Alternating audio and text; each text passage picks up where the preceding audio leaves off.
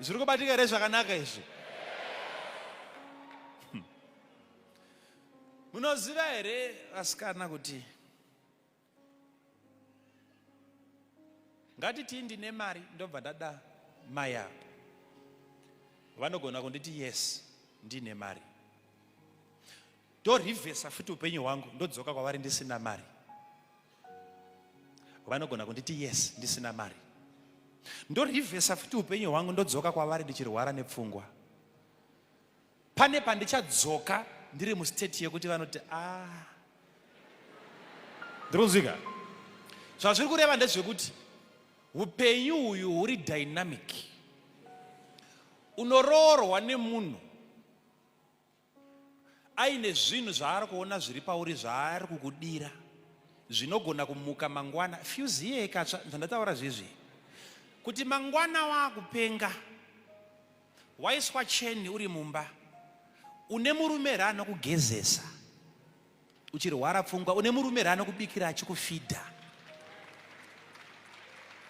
That's a different husband. Ato munyowa nahazowa nezuro, ato webenzi ndemumwe anofana kutokuroora futi panyowa nemuri mumba.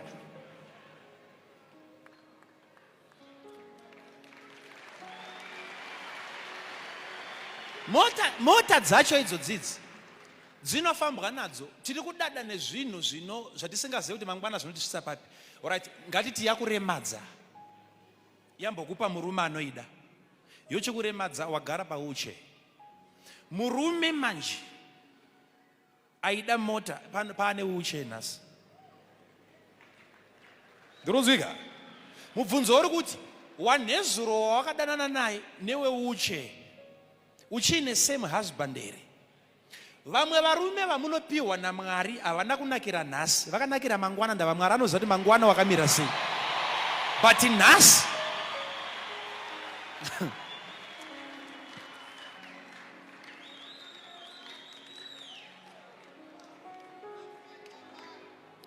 wakokonyara makumbo acho awanga uchiimba nawo hapasisina. Mubvunzo uri kuti ko murume wemukadzi asina makumbo ndiwo waitsvaga here paye kana waida akadzidza? Ndava ari kukuroora nhasi, haasi kukuroorera nhasi, ari kukuroorera zvauri mangwana. Ndiri kunzwika here zvakanaka? Masounganidze mari yekuti ndinoroore, but feeling yekuti ndinofanira kuroora neeji yangu nezvandiri ndonyatsonza kuti this time ndofanira kuti ndiroore, but hazvisikuita. Ndimi kurehwa kavo.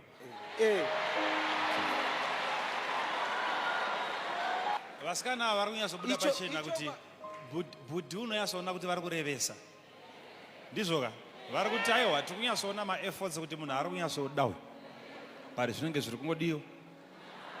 Hanzi kuramba kuita tari.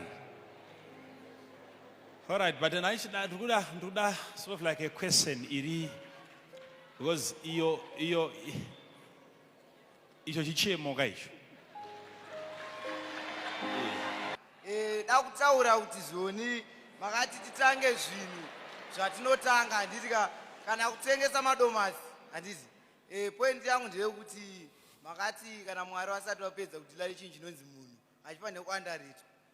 Vasikana ava zvava kutaura hatisi kuramba kuti vanenge vachida vanhu vanenge vane zvinhu zvavo, asi iwewe pauri kutanga kutengesa madomasi, Mwari vanenge vachikusota vachikudhila newe, havasati vapedza kudhila newe.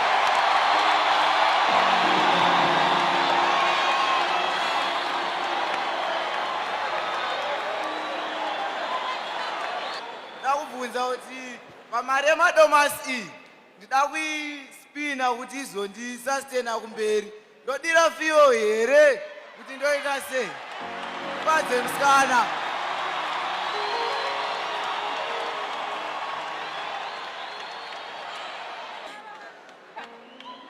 Prophet, nyaya yatinoda kutaura nezvayo ndeyekuti the moment yamuri kutaura kuti vasikana tiri kuda vanhu vane zvinhu zvavo, same applies nevakomana. the moment yavari kuziva kuti une zvinhu zvake vari kutodawo vakadzi vane zvinhu zvavo vada kutochengetwa nesu vasikana. The moment yavari kutoziva kuti munhu ane zvinhu zvake vanotoita go through kuzodya mari yako iwewe. As for me I'm a widow, murume anonga akafaka kusira mari dzaakasira kuti vana vadye, vakomana vanotouya kutoziva kuti kune widow akasirwa imba nemurume.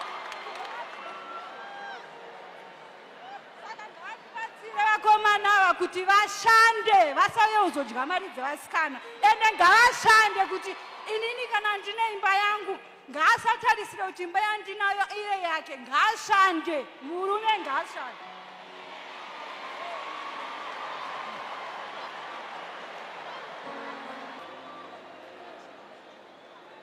Afternoon, Prophet. Thank you. Thank you for this moment. My problem is not about money. It's not about what. My sisters, they spoke about exposure and education and all that. I think that our God is very, very faithful. And everybody will find somebody that is compatible to them. So I think that exposure, I thank God that we're being taught like this. But I feel in my life as a minister, as a growing preacher of the gospel, if I'm looking for a spouse, I then have to narrow my area of interaction and find a woman within that, which is going that direction. So I want to say this to our sister who says,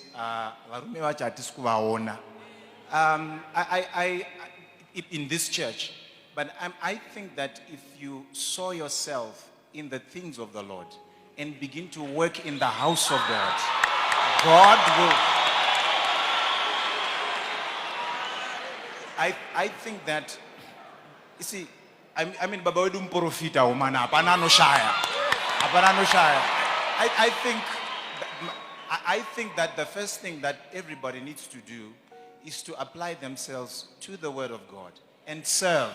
And when you serve, it's Anzi Pagashika Mukadzi, Isaac Angari Mumunda, Angari Munjimbo, Yekuita Bas, Ndopakao Mukadzi.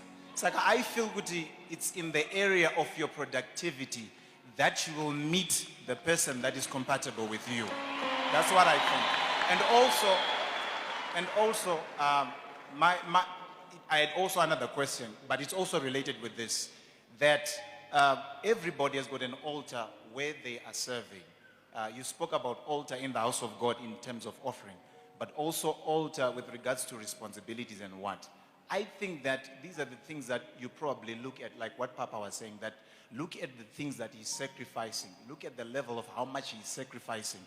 Is that sacrifice matching your sacrifice so that you can walk together? Thank you.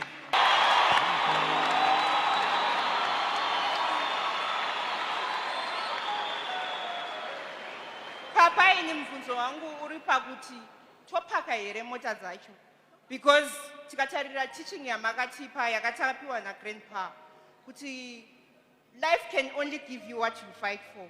Saka at the same time ndichizihambla semwana wemprofita kuti ndichamirira zvangu zviuye. Pane mukomana uyu my indications are so positive. Woti pamwe ndiye wozoti I've got to humble myself. I shouldn't look as if I'm too desperate. But makore ari kufamba, and these men, when they see that you are independent of yourself, you've got a good job, you drive, they get too threatened. Saka topaka here mota, tonyepa mabasa here, do pane.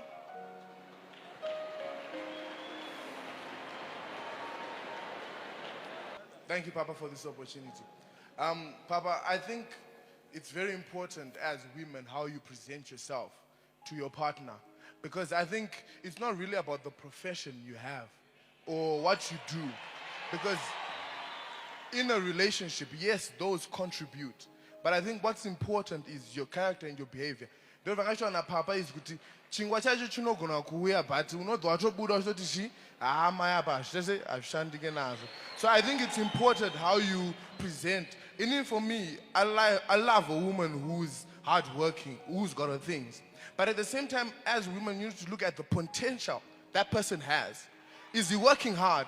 Does he have the ability to produce what you want and what you desire in a man in the future? But yes, as a man, you might face troubles now. But at the same time, doesn't mean now is the future. You see now? So it's important, as women, you shouldn't be narrow-minded. You shouldn't look at the now. Because many of you miss the opportunity because he's not driving, he doesn't have this. But tomorrow, I might be the next president. Tomorrow, I might be the next thing. You see now?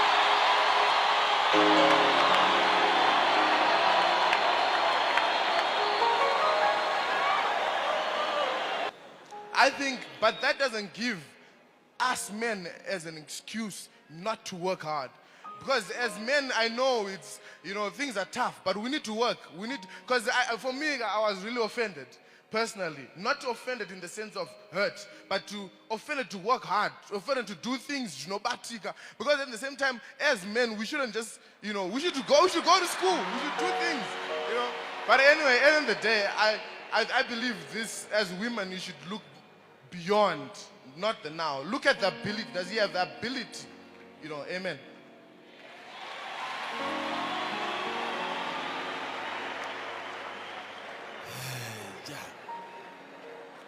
All right.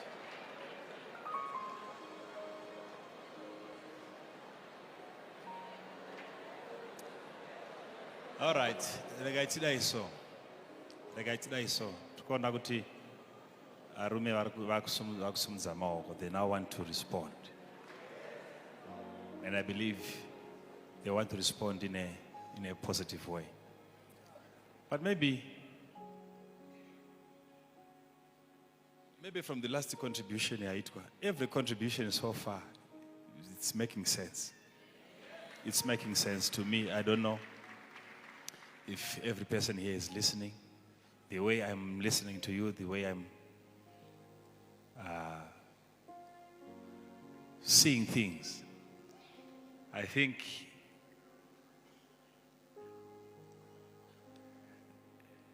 these sisters here, they've managed to bring out something very, very important. Let us not be threatened. It was like I told you, I think it's coming from the previous answer that I gave to the question here, Vunzwa. A lot of men are threatened.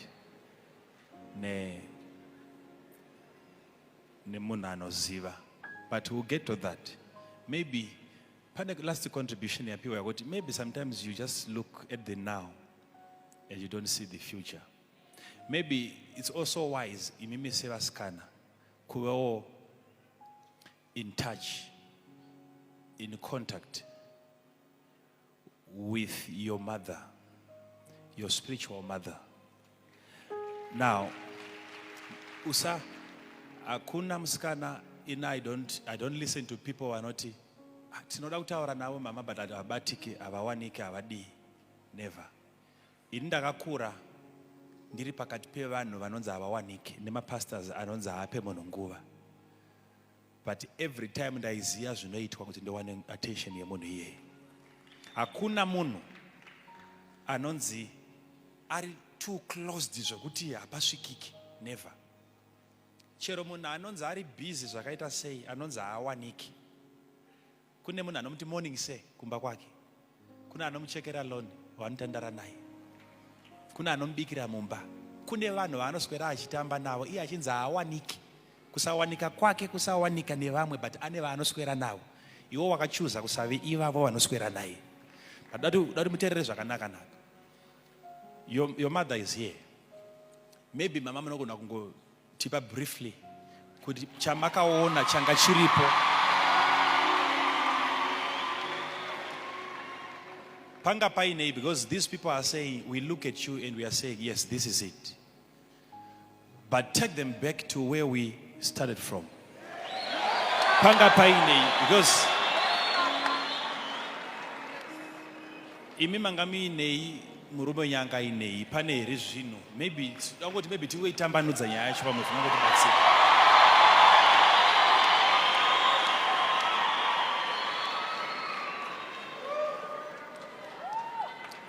Vashitamu vaMwari, takanga tisina chatatinacho pazvinhu zvinobatika.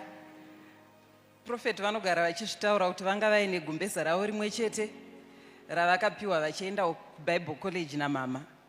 Iniwo ndikabva kumba kwedu ndisina chandandinacho, ndine gumbeza rimwe chete randakatengerwawo nasisi vangu ndaakuroorwa. But tanga tiine future, takatarisa future yedu, Mwari vakatiratidza future yedu, tikateerera izvozvo.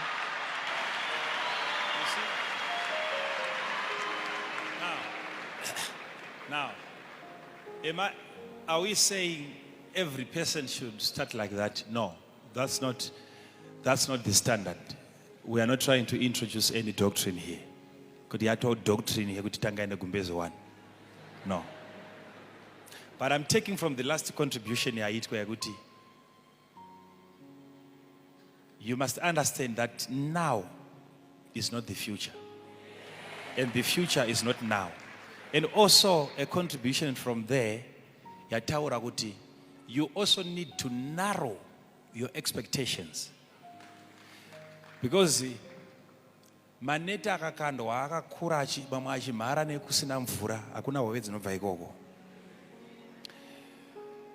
What you need to understand, sisters, I will come to you, brothers. I will come to you. But my sisters, what you need to understand is marriage, it has to be between you, the person, and him, the person. It's not marriage between geograph and geograph. Now to understand because the moment maakuda kurodza ma achievements, mukada kuti mota dziroorane, zvikoro zviroorane, ndo pari kusipaka manje, ndo ha.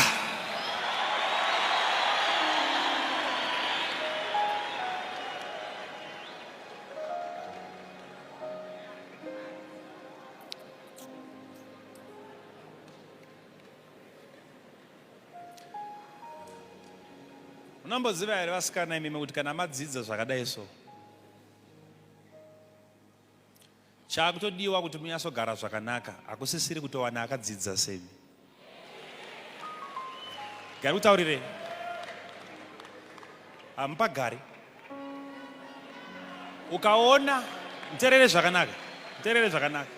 Hakuna bhatiri rinomutsa mota rine negative chete, rine positive chete. Now,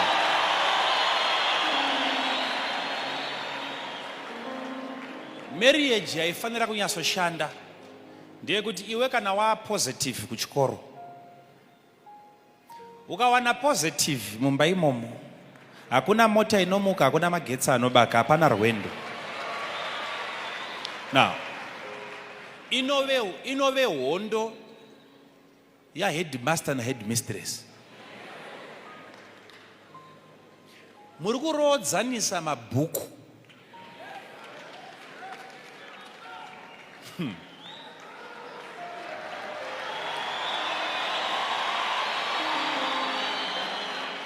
Unoziva here kuti mukadzi akafunda achiziva Mwari wake, akaroorwa nemurume asina kufunda but achiziva Mwari wake, pamusoro pekusafunda but achiziva Mwari wake, ibhatiri rinomutsa motikari vehicle inonzi marriage.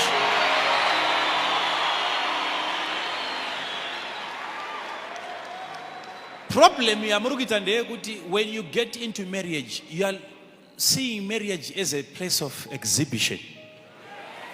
Muri kuda kuenda kuno display ama achievements enyu kuti iwe isa zvako apa tione kuti yeah. No. Now to understand chino one vasikana inzwai.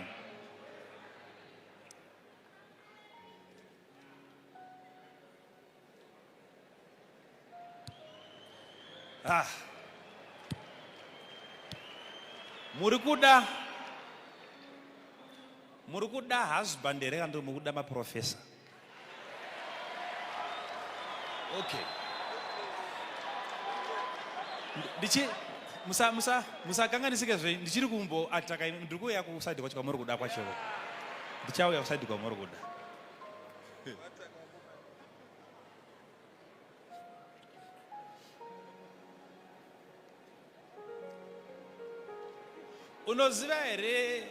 Munoziva here vanhu vaMwari kuti anazvo nhasi hazvireve kuti ndiye anazvo mangwana. Uye munoziva here kuti asina nhasi hazvireve kuti mangwana anazvo.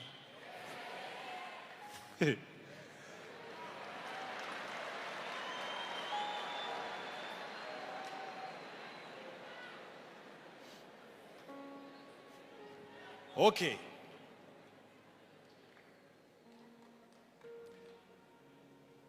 Imi munozviziva here hama dzangu imi kuti munhu anogona kuita course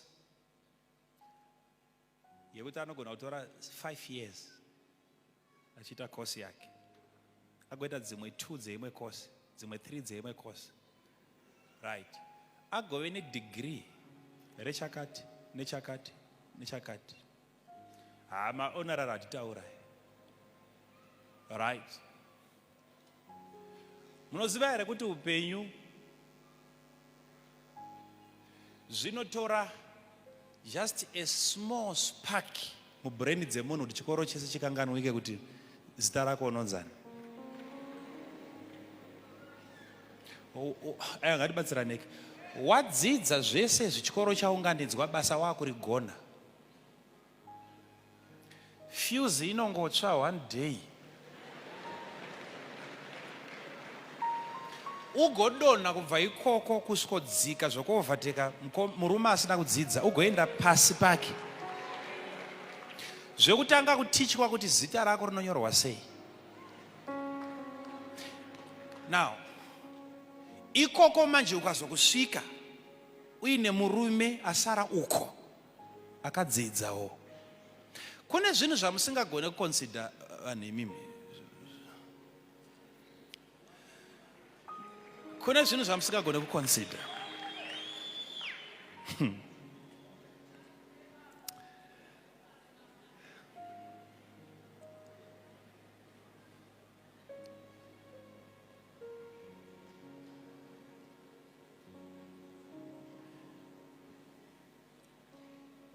Motikari, mota pachezvadzo. Kangoona chinonzi mota. Unoziva here kuti mota mataurira ndaida last time. Mota hadzitoverengwi pazvinhu zvingatonzi nhaka. Kuti ungati ndasiyira vana nhaka ndavasiyira mota. No. Vanoziva zvema-investments vanokudza kuti motokari haizi an investment. And ukamuudza kuti ndatenga motikari nemari yandawana, vanoti it's a downward investment. Uri kuinvesta into something which is depreciating, it's going down. Motikari unoitenga 50,000 iri nyowani, ichibuda mugaraji, kungobuda mugaraji bedzi, yapa 45. Every day uri kumutsa uchifamba nayo iri kudzika. Kusvika pakuti unoitengesa igoita guruva kusina anoda kuitenga. Rudzika. Right. So if we begin to look at such things, zvinenge motikari. Vakomana votyisidzirwa nemota yavaona, ende vasikana vodefine life yavainayo nhasi nokuda kwemota. The moment waatacha life yako kuchinhu chinenge mota, ukaona sekunge yaisa any value pauri, hausi kuziva kuti mota yakamira sei. Hauizive. Kuti munzwisise chinhu ichi. Ukavingwa nomukomana uine mota,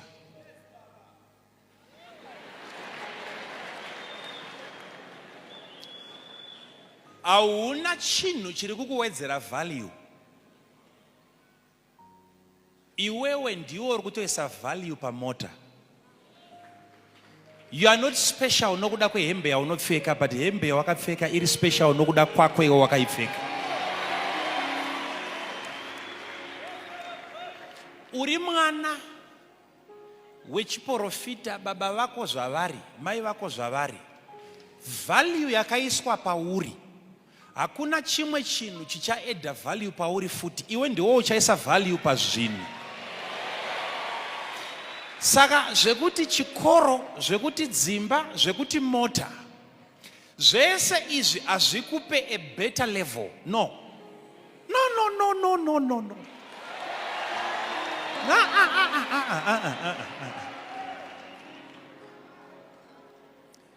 Ini chandinoziva ndechekuti ndikapfeka bhutsu inodhura panapa, hazvina kuwedzera value kulife yangu. But iyo bhutsu ndo ingatofamba ichipupura kuti akomana munhu akandipfeka. Kwete kuti inini ndifunga kuti ndazokosha nokuda kwebhutsu. Iyo ndo yakomborerwa nokupfekwa nani? Ndava anopa mumwe value ndiani, bhutsu kana ini? Ndini? Ndinodzika? Alright. Nchaitsanangura zvakanaka. Remember ndakamboiparidza imwe nguva kuti chinokosha chii, temberi kana goridhe riri mutemberi. Irimo scripture mubhaibheri kubhuku yaMathew. Chinoita kuti goridhe rikoshe chii? Itemberi here kana kuti goridhe? Ndoronosaka temberi ikoshe. Temberi ndo inosaka goridhe rive nevalue. Okay. So, this is the problem. Munoziva here, even imimi vasikana kuti mukada kumusecha kumutsvaga anemba qualifications saAminawo, even kupfuura Aminawo, anowanikwa.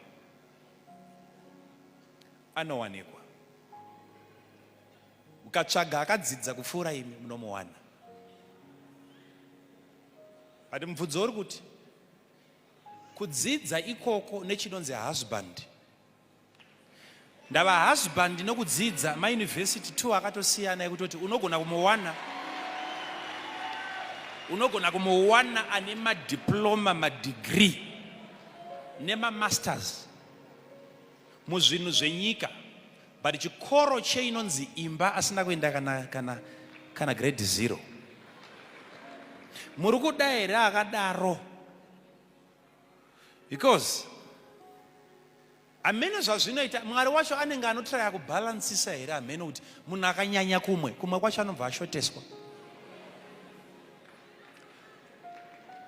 Munoziva here kuti vashoma varume vanodzidza zvekunodzika vagopasa zvimwe zvese, agodzoka agopasa marriage futi? Vashoma. Handa kuti hakuna, ndati vashoma. Nomona achitatarika kumarriage sezvinonzi haana kuenda kana kuchikoro. Zvimwe zvese achirana makambani achisumuka achitodeedzwa kunzi mboitora 3 months inenge yasumuka. But marriage achiitadza.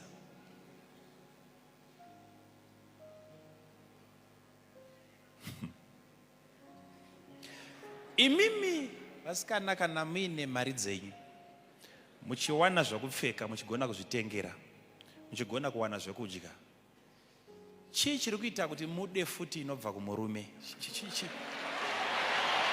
Kana chiri chokwadi kuti munayo mari,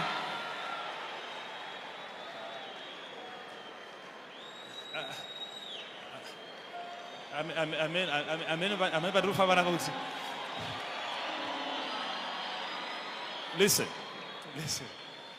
Kana why muri kuita sekunge mune handida kuti mati muri kuda mari, ndikuda kungotiraya kuti nditambanudze mubvunzo wenyu. Why muri kuita sekunge muri kuitarisira futi kuti inge iri pamukomana, iyo iriyo yamuri kuti munayo kare? Ko tiri kufunga kuti kaisu mafino anayo zvokuti kana pakachiuya akaasina matenga kamachena mama akuiziya mari. Ko zvino kana iripo yakawanda sezvatiri kunzwa izvo, ko yari kunzi ngauye neyake futi akomana ko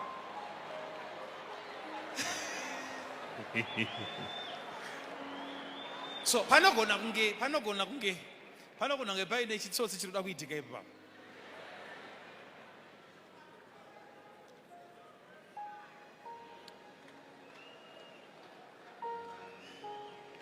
Munoziva here kuti vasikana pamakamira ipapapa so zvamataura izvi, vakomana varipo, majaya aripo anoda kukutora zvamakaita izvo vari papa, handiti ka? But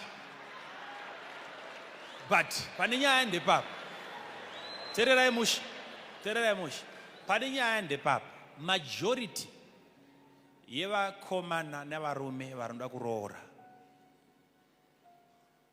munoiti mimi inferiority complex. Vanoda pano pavanoita sekunge vari kunodominata, vakangonyumwa kuti apa panozivikanwa apa, vakanyumwa kuti uyu akadzidza uyu akangwara uyu, vanodisappear zvokuti munosara moti saka vakomana vacho vari kupi? Vanenge varipo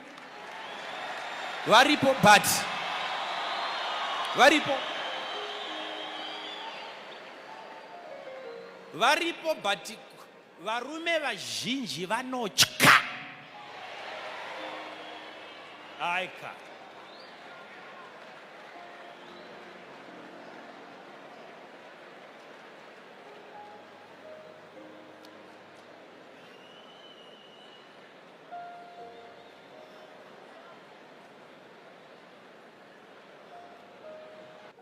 So what happens is now, vakoma now, muri kuita dambudziko futi rekuti muri kuda kunoturunura munhu wekuti uri kuvhima mhuka yausingazivi zita rayo kuti inonzi. Ndinoziva zvakanaka. Kana uchienda kunovhima sitakakurira kumusha, kana uchivhima nefuti inonzi shotgun, chifefe chechi, chifefe hachipinde one type yebara, chifefe chine about 7 to 10 different types dzema bullets. Kune bara rinorova nyati, uye kune bara rinorova njiva, rese rinoririra muchifefe. Ukarova nyati nerenjiva unoitosora makanetsana. Kana wabva pamba wakarongera njiva, nyati ikati mveya ine madigiri ayo chipfuura.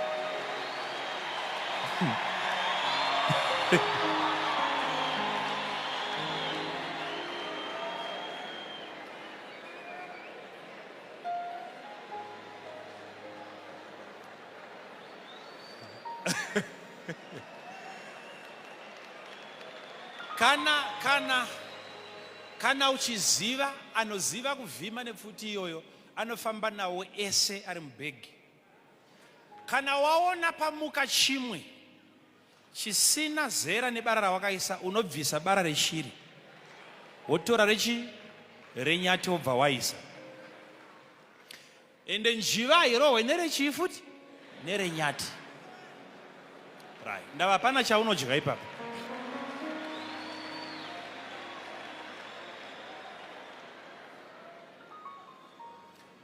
Imi vakomana muri kurwarawo futi pakuda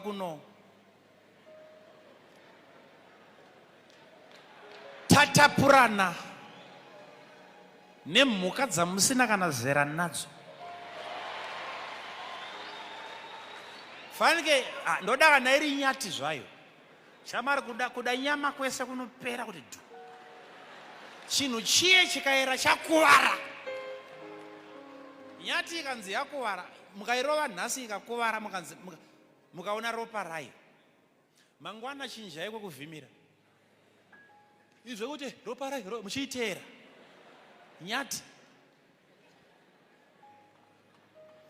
ibva waziva kuti rangu bara haridonhedze mutumba wakadai.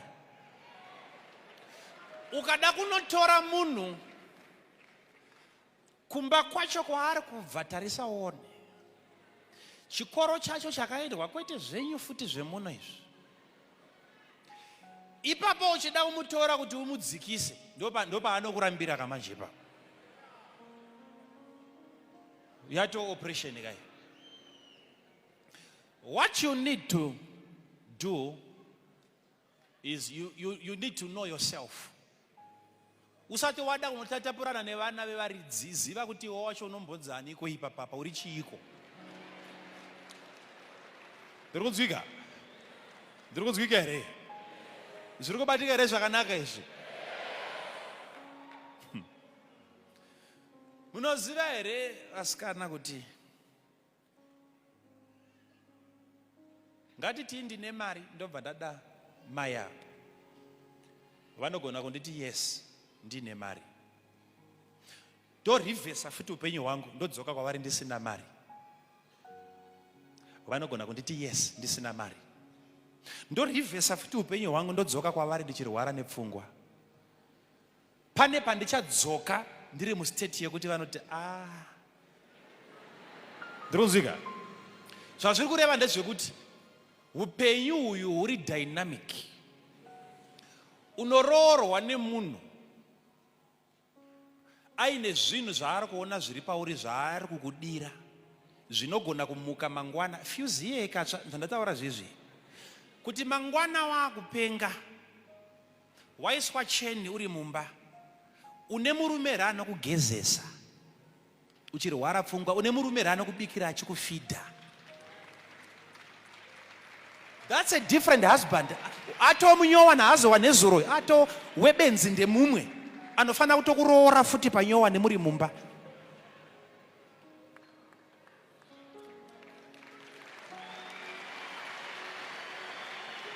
Mota dzacho idzodzidzi dzinofambwa nadzo. Tiri kudada nezvinhu zvino zvatisingazivi kuti mangwana zvinotisvisa papi. Alright, ngatiti yakuremadza, yambokupa murume anoida, yochikuremadza, wagara pauche. Murume manje aida mota paane uche nhasi. Ndinonzwika? Mubvunzo uri kuti wanezuro wawakadanana naye newe uche uchine same husband here.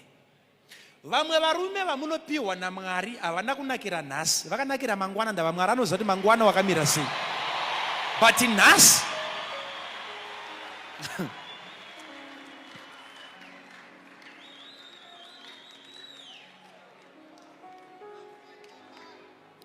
wakokonyara makumbo acho awanga uchiimba nawo hapasisina.